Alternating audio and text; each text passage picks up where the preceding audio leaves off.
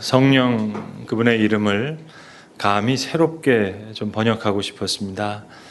그래서 살아계신 풍성한 생명의 영이라고 하는 오늘 제 설교의 제목을 그런 시도로 그렇게 이해해 주시면 대단히 감사하겠습니다.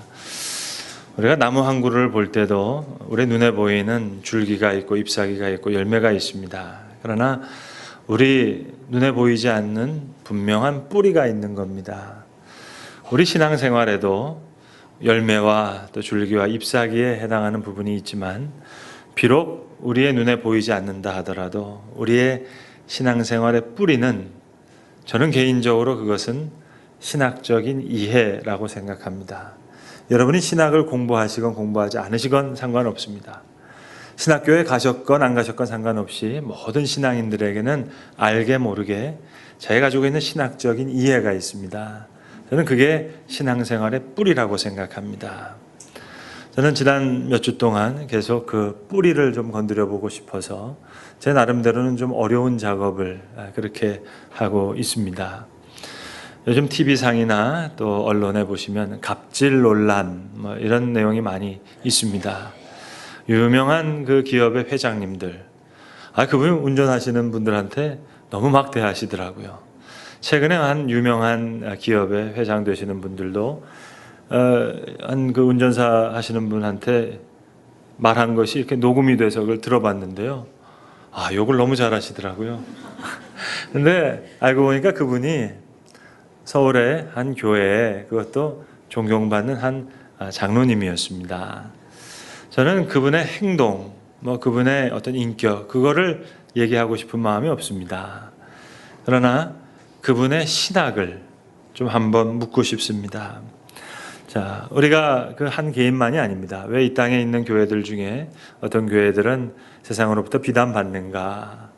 왜 우리 성도들이 세상 사람들로부터 욕을 먹어야 되는가? 할 때 그 현상이 아무리 극명하다 하더라도 또 그 문제가 아무리 심각하다 하더라도 저는 그 현상과 열매에 대해서 이야기하려는 것이 아닙니다. 혹시 그 신학적인 뿌리에 뭔가 심각한 결함이 있었던 건 아닌가? 지난 몇 주간 제 설교의 출발점은 바로 거기서부터 시작된 겁니다. 의심스러운 제 신학적인 진단에서부터 시작된 겁니다. 그래서 예컨대 제가 그 장로님 만나본 적은 없지만 그분의 인격과 그분의 성품을 문제 삼고 싶지 않고 혹 그분의 구원론에 문제가 있었던 건 아닌가. 죄인이 죄사함 받은 것을 구원으로 생각한다면 충분히 얼마든지 그런 행동하실 수 있어요. 욕을 할 수도 있고. 그러나 하나님의 형상으로 창조된 자의 새 창조로 구원을 다시 이해할 수 있다면 좀 그 뿌리가 달라질 수 있다면 열매도 달라지지 않을까, 그런 의도였습니다. 신론도 다시 한번 진술하고 싶었습니다. 우리는 알게 모르게 기독론 중심적인 신론을 갖고 있어요. 그러니까 다시 말하면 예수 그리스도 중심적인, 십자가 부활 중심적인. 그러나 이 지평을 넓혀서 삼위일체 하나님의 신론을 갖는다면 창조 속에서도 성부의 아픔을 볼 수도 있고, 오늘 성령의 탄식 가운데 사랑 가운데 역사하시는 삼위일체 하나님으로 신론의 지평이 넓혀질 때 그런 뿌리를 좀 다시 건강하게 하면 열매가 바뀌지 않을까, 그러한 의도였습니다. 오시는 하나님을 불러드릴 수 있는 어머니의 영과 같은 그 생명이 성령에게 있습니다. 그러면 성령의 힘이 바로 그 오시는 하나님을 불러드릴 수 있는 메시아적인 능력이라면 같은 연속선상에서 오늘 그 성령은 오늘 우리에게 어떤 일을 하고 계신가, 그게 제 마음의 출발점입니다. 다음 주까지 계속될 겁니다. 교회론을 이야기할 때도 왜 교회가 이렇게 됐는가, 그 현상과 열매에 대해서 언급하고 싶은 마음은 없습니다. 다만 튼튼한 교회와 든든한 하나님의 나라, 그 신학적인 진술을 다시 하고 싶어요. 뿌리를 건드리고 싶어요. 그래서 이 신학적인 이해의 뿌리 때문에 잘못된 열매가 맺어지는 것은 아닌가. 그래서 제가 지금 몇 주 동안 좀 어려운 설교를 하는 제 신학적인 의심에서부터 출발한 그런 설교의 시리즈입니다. 오늘은 성령론, 이것을 좀 말씀드리려고 하는데요. 애석하게도 신학 안에서도 성령론은 마치 의붓자식처럼 그렇게 취급을 받았습니다. 신학자들 중에서도 성령 그러면 하나님과 그리스도를 잇는 어떤 끈 정도, 그렇게 이해했습니다. 비근한 예로 제가 신학을 공부했지만 신학교에서 성령론에 대해서 제대로 배워본 적이 없어요. 몇 가지 까닭이 있을 겁니다. 우리가 어떤 열광주의적인 성령의 형태로 나오는 방언이라든지 신유의 은사 이런 쪽으로 나오는 거기에 대한 회의적인 시각도 있지만 신학 자체에서 삼위일체 하나님의 성령은 정말로 중요한 부분이고 새로운 창조를 완성하시는 놀라운 동력임에도 불구하고 신학에서 성령론은 종종 누락되고 그리고 무시당해 온 적이 사실입니다. 그래서 사실 성령론이 제대로 진술되어야 삼위일체 신론도 균형을 잡을 수가 있어요. 성령론이 제대로 되어야 구원론도 제대로 이해될 수 있고 지난주일에 말씀드렸던 종말론의 가장 핵심적인 동력도 결국은 성령입니다. 그리고 다음 주에 말씀드릴 교회론의 가장 교회를 끌고 가는 동력도 역시 성령이에요.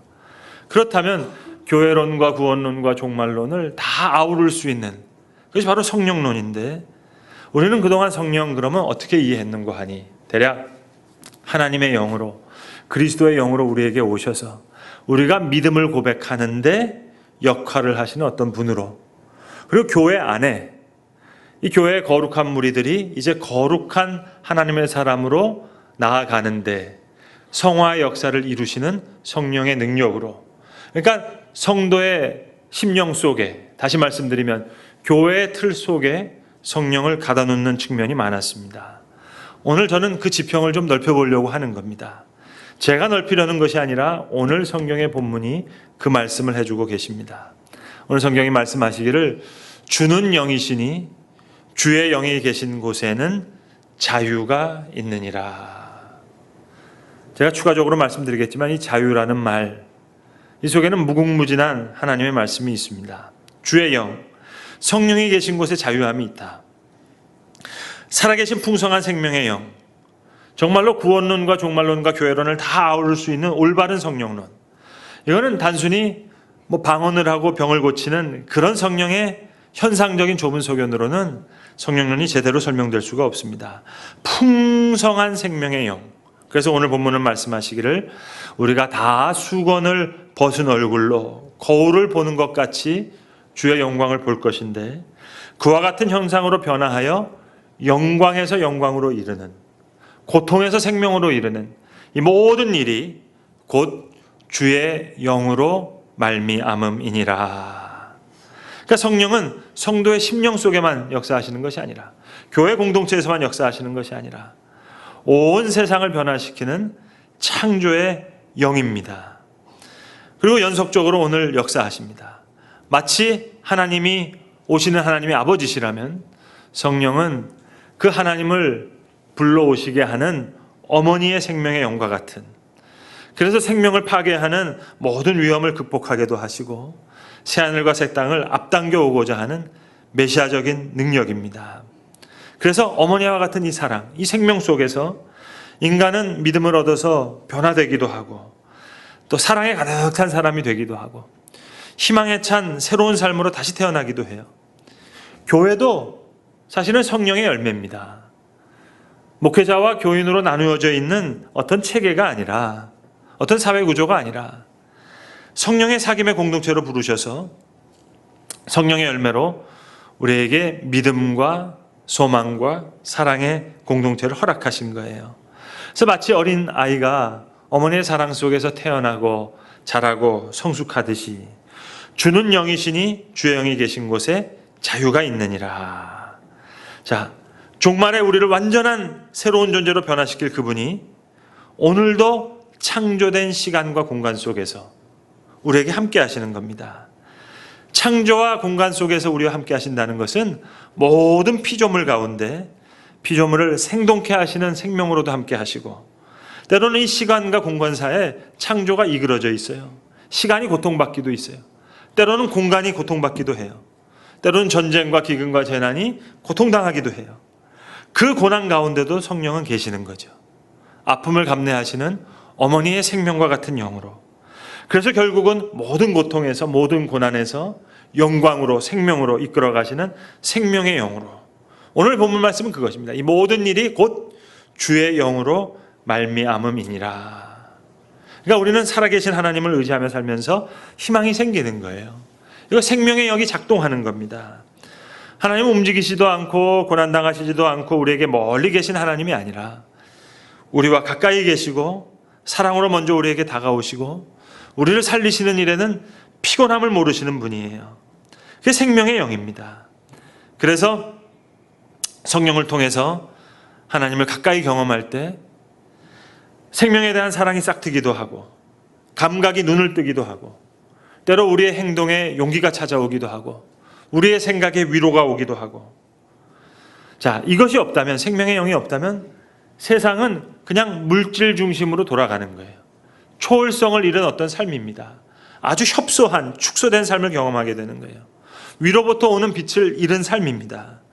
그런데 믿는 자들, 사랑하는 자들, 희망으로 사는 자들, 소망 속에 사는 자들은 살아계신 하나님을 의지하면서 그분에게 가깝게 다가가면서 풍성한 삶을 누리며 살기도 하고, 중요한 건 살아계신 생명의 영이 우리의 친구가 되어주셔서 인간의 삶이 진정한 삶이 되기도 하고 제대로 사는 삶으로 변화되는 거예요. 그러니까 성령은 이러한 사랑의 영이고 이러한 자유의 영이고 이러한 생명의 영입니다.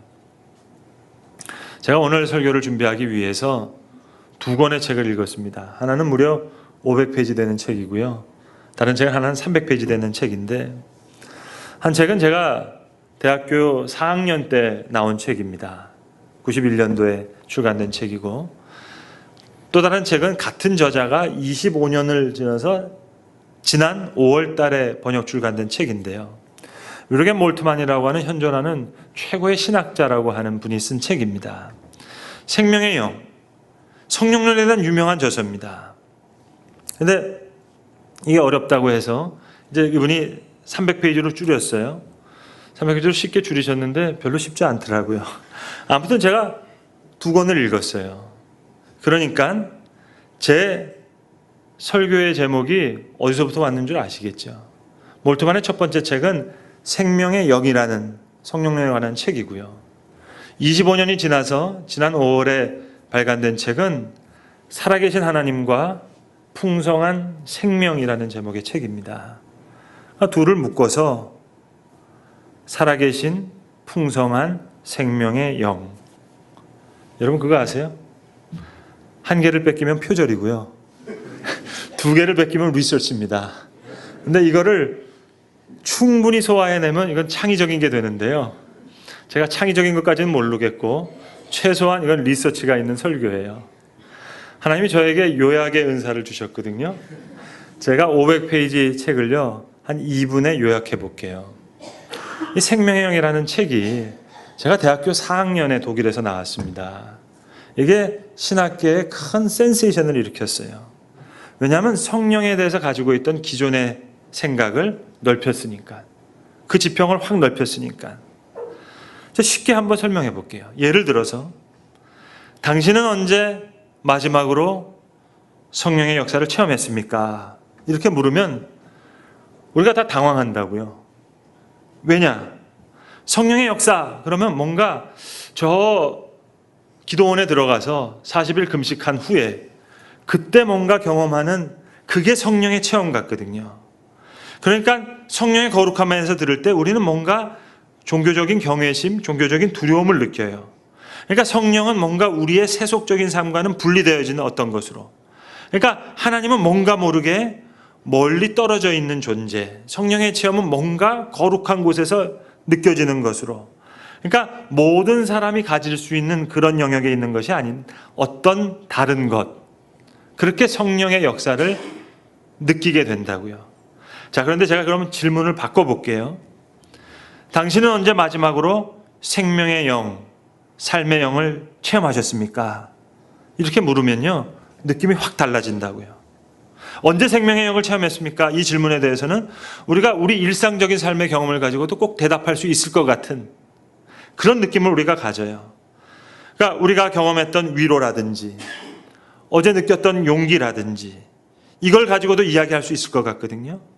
그러니까 생명의 영 그러면 우리를 기쁘게 하는 어떤 삶의 즐거움을 뜻하는 것이기도 하고, 생명의 영 그러면 우리 안에 일어나는 어떤 삶의 힘들, 그러니까 생명의 영은 여기서 우리의 삶을 생동적으로 만드시는 어떤 존재, 그러니까 우리 삶에서 좀 낯설고 멀리 떨어져 있는 어떤 거룩한 존재가 아니라 살아계신 현존과 영원한 사랑의 물결 가운데 우리를 계속 세우시고 마치 항해해 가시는 것 같은 귀한 신앙의 여정을 이어가시는 그런 풍성한 생명의 영으로 성령을 이해할 수 있다는 거죠.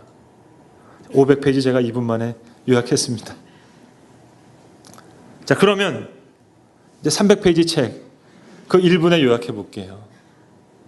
25년이 지났어요. 성령은 25년 전에 썼거든요.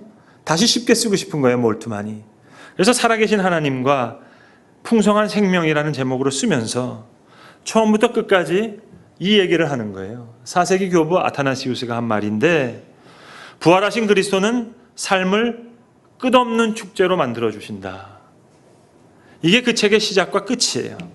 부활하신 그리스도는 삶을 끝없는 축제로 만들어주신다.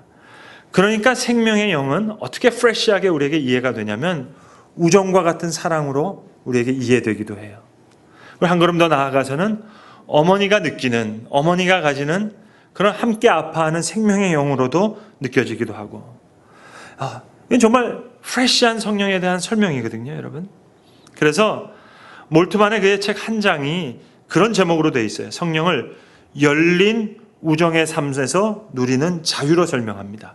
오늘 본문에도 주의 영을 자유로 설명하는 거거든요. 오늘 본문과 이어지는 얘기예요. 여러분, 거룩해지고 싶으세요? 죄송하지만 저는 거룩해지고 싶지 않았어요. 왠 줄 아세요? 중고등부 다닐 때 잠깐 저희를 지도했던 전도사님 한 분 별명이 저희 학생들이 지어준 별명인데요. 정거룩이셨어요. 그래서 제가 거룩해지고 싶지 않았어요. 가만히 보면 우리가 거룩이라는 개념을 생각할 때 바리새주의적인 거룩을 생각할 때가 많아요. 여러분, 예수님만큼 성령 충만하신 분이 어디 있겠어요? 근데 예수님의 별명은 세리와 죄인의 친구였거든요. 먹기를 탐하는 자였거든요. 그러니까 예수님 한 분 계시면 뭔가 어두운 가운데 빛이 있는 것 같고, 뭔가 우울하고 이게 뭔가 침울하고 다운돼 있는데 뭔가 오랜 친구가 내 옆에 있는 것 같고, 그게 거룩함이거든요. 그게 성령 충만함이거든요. 여러분, 우정만큼 자유로운 관계의 산물은 없습니다. 우정은 어떤 대가를 바라지 않는 인간적인 관계예요. 칸트는 우정을 존경을 지닌 애착이라고 설명했어요. 그러니까 우정은 결코 지나가고 마는 애정이 아니라 애착을 신실과 엮어주기 때문에 정말 우정이 있는 친구 사이엔 함께 가고 서로를 위해준다는 약속이 있을 뿐이에요. 상대방의 인격과 존재에 대한 완전한 신뢰가 있을 뿐이에요. 그 우정은 완전히 자유로운 관계의 산물이에요. 예수님 스스로 내가 너희의 친구다 말씀하셨어요. 그러시잖아요. 인자는 와서 먹기도 하고 마시기도 하고 그렇게 할 텐데 너희가 말하기를 보아라, 저 사람이 먹고 마시는 자요 세리와 죄인의 친구라 하리라. 그러니까 죄인으로 낙인 찍힌 사람들에게 다가간 것은 예수님의 동정 이전에 그건 기쁨이라고요.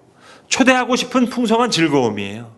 잔치에 초대하고 싶은 우정과 같은 즐거움과 기쁨이라고요. 그러니까 성령을 열린 우정의 삶에서 누리는 자유로 보면 성령에 대한 이해가 완전히 프레시하게 바뀌는 거예요. 기도도 마찬가지예요. 예수님 제자들에게 주기도문을 가르쳐주면서 넌 이렇게 기도하라 얘기하면서 간구와 들어주심을 어떻게 설명하시는가 하니, 자, 밤이 되어 귀찮지만 친구의 급한 상황에 문을 닫지 않고 우정을 지키는 친구의 청을 들어주는 그 우정으로 설명하신다고요. 그렇게 이해하면 간구와 들어주심에 대한 기도에 대한 이해가 완전히 프레시하게 바뀌어요. 여러분, 어린이 동화책에 친구를 어떻게 설명하는 줄 아세요? 친구란 널 좋아하는 존재야. 그래서 친구는 소년이 될 수도 있고 소녀가 될 수도 있고 고양이가 될 수도 있고 강아지가 될 수도 있고 바람이 될 수가 있고 시냇가가 될 수가 있고 시냇물이 될 수 있고 뭐든지 너를 좋아하는 것, 그게 너의 친구란다. 여러분, 성령은 우리를 좋아하시는 분이에요. 그래서 열려있는 우정과 같은 그 즐거움과 기쁨으로, 그래서 주의 영이 계신 곳에는 자유가 있느니라. 완전히 자유로운 관계의 산물과 같은 우정과 같은 그런 성령이에요. 성령의 충만함이란 정말로 사랑받고 사랑하는 삶. 사랑만큼 여러분 가장 강렬한 생명 경험은 없습니다. 그러니까 자유한 즐거움이고 자유한 기쁨인 거예요. 근데 자유에는 또 다른 깊은 자유가 있어요. 오늘 적어도 본문의 자유를 보실 때 저는 두 가지를 봤어요. 우리의 자유가 있지만, 우리가 누리는 자유가 있지만 하나님의 자유가 있다고요. 우리의 자유와 하나님의 자유는요, 조금 차원이 달라요. 우리가 누리는 자유는 우정에서 느낄 수 있는 기쁨과 즐거움과 같은 자유이지만, 하나님이 주신 그런 자유지만, 삼위일체 하나님이 가지시는 자유는 피조물에게 자유를 주시기 위해서 스스로 힘이 있으시지만 그 힘을 포기하시는 그 자유예요. 그러니까 우리가 누리는 자유와 하나님이 누리시는 자유가 달라요. 그러니까 성부 하나님이 그러셨다고요. 하나님 누구신가? 움직이지도 않으시고 고난당할 수도 없고 감정이 없기 때문에 순환불가한 신이 아니라 전능하신 분임에도 불구하고, 살아계신 하나님에도 불구하고 힘을 가지고 계시면서도 피조물에게 온전한 자유를 주시기 위해서 자기 스스로 힘을 포기하신 그 자유를 선택하신 분이에요. 창조 안에 계신 하나님은 그런 하나님이에요. 그래서 새 창조를 이루신 성령 하나님도 마찬가지예요. 같은 속성을 갖고 계시는 거예요. 그래서 성령은 스스로 아픔을 택하시는 자유를 택하시기도 해요. 성령은 성도들의 심령 가운데, 교회 가운데만 계시는 것이 아니라 이 세상의 아픔 가운데도 계시는 거예요. 전쟁 속에도 계시고, 기근 가운데도 계시고, 성령의 탄식으로 재난 가운데도 계시고, 때로는 인간의 참혹함 속에서도 계시고, 불의와 부정 가운데도 계시고. 그러니까 성령은 교회 공동체만 계시는 것이 아니라 이 사회와 국가와 민족 가운데, 정치적인 경제적인 아픔 가운데도, 문화사회적인 문제 가운데도 타자의 자유를 위해서 내가 자유롭게 고통에 참여하는 그 자유를 포함하는 거예요. 그러니까 주는 영이시니 주의 영이 계신 곳에는 자유가 있느니라. 그 자유에는 우리의 자유도 있고 하나님의 자유도 있는 거예요. 그러니까 자유라는 이 말 하나에도 무궁무진한 말씀이 있는 겁니다. 그러니까 우리는 성령 가운데 성령이 아파하시는 그 아픔에 동참할 수도 있는 거예요. 하나님 마음 아파하시는 걸 같이 아파할 수도 있고, 하나님 기뻐하시는 걸 함께 기뻐할 수도 있고. 그래서 저는 서두에 말씀드린 값진 논란, 전 그 장로님 만나뵌 적 없지만 전 100% 신학적인 문제로 생각합니다. 인격적인 문제 이전에 전 100% 성령론의 문제라고 생각하는 거예요. 하나님이 택하신 자유가 뭡니까? 지배하신 자유입니까? 아니면 연대하시는 자유입니까? 하나님이 창세전에 가지셨던 자유는 지배하는 자유가 아니에요. 연대하는 자유였어요. 그래서 삼위일체 하나님께서 사랑 가운데 하나를 이루시고 그 사랑의 연합 가운데 우리를 초청하시는 거예요. 연대하시는 자유예요. 여러분, 동물이나 인간이나 태어난다는 점에서는 같아요. 그러나 동물은 우리만큼 자유롭지 못해요. 사자는 지배할 수 있는 자유는 있죠. 그러나 연대할 수 있는 자유가 없어요. 삼위일체 하나님은 공동의 삶으로서 연대하는 자유예요. 지배 논리는 주체를 개체로 연결시키지만 연대하는 자유는 주체를 주체로 연결시키는 거예요. 야, 임마, 너 운전 그따위로 할래? 야, 내가 월급 주면서 월급 받아서 하는 운전, 임마 그러려면 대리운전 해라. 제가 일부 예배 때는 좀 어색했거든요. 한 4번쯤 하다 보니까 입에 이게 돼요. 너무너무 익숙해져요. 여러분, 그 장로님 욕하는 거 한번 들어보셨어요? 야, 너 월급 받는 새끼가 그 정도로 운전할래? 멍청한 새끼. 이 장로님, 오늘 본문의 자유를 지배하는 자유로 읽으신 거예요. 하나님의 자유는 그게 아니었는데, 창세전에 삼위일체 하나님 하나를 이루시고 사랑 가운데 인간을 초청하신 거예요. 연대하는 자유예요. 그럼 갑질 논란? 이것은 그분의 인격이기 이전에 저는 그분의 신학의 문제라고, 저는 신학적인 진단을 내리고 싶습니다. 한 개인뿐만 아닙니다. 교회도 마찬가지일 겁니다. 여러분, 명절 때 가서 보면 꼭 예수 믿는 며느리 중에 어머님 저 오늘 여전도에 중요한 행사가 있어서 전 못 붙여요. 교회에서 은혜 받겠다고 하는데 전혀 집안에서 은혜가 안 되는 며느리 있잖아요, 여러분. 저는 그 며느리의 인간성이 잘못된 것이 아니라 그 며느리가 가지고 있는 성령론, 신학적인 문제라고 그렇게 진단하고 싶습니다. 성령은 창조적인 열정을 갖고 계신 분이에요. 성령의 창조적인 열정이 뭐예요? 주체를 미래의 주인공으로 세우시는 거예요. 오시는 하나님을 불러서 그 앞에 우리를 정결한 신부로 만들어서 오시는 하나님을 뵙게 하는 거예요. 마치 어머니의 영으로 우리를 함께 하셔서 새로운 창조를 이끌어 가시는 거예요. 그러면 그 종말에 이루실 새 창조의 온전한 성령의 역사는 오늘 이 연속 손상에서 우리에게 때로는 우정과 같은 기쁨으로, 즐거움으로 우리를 자유케 하시고, 또 때로는 아파하는 어머니의 생명의 영으로 찾아오셔서 더 깊은 자유의 영성까지도 우리를 초청하시는 거예요. 바라기는 거룩한 성령에 대한 그 이름을 새롭게 이해하고 그 거룩한 성령 하나님의 이름을 다시 새롭게 부를 수 있으면 참으로 좋겠습니다. 기도하겠습니다.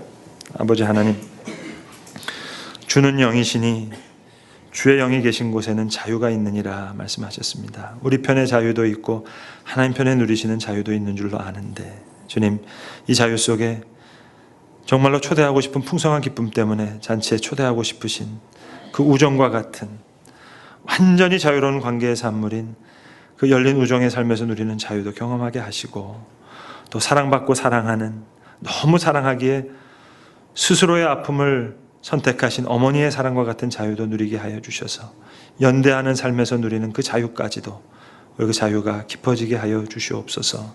그리하여 오시는 하나님을 불러드릴 수 있는 영원한 능력을 가진 어머니의 영과 같은 그 생명의 영을 우리가 받아 누려서 참으로 살아계신 풍성한 생명의 영에 대해서, 거룩한 성령에 대해서 그 이름을 새롭게 이해하고 성령의 이름을 다시 새롭게 부를 수 있는 지혜롭고 복된 주의 자녀들 삼아 주시옵소서. 우리 주 예수 그리스도의 이름으로 기도합니다. 아멘.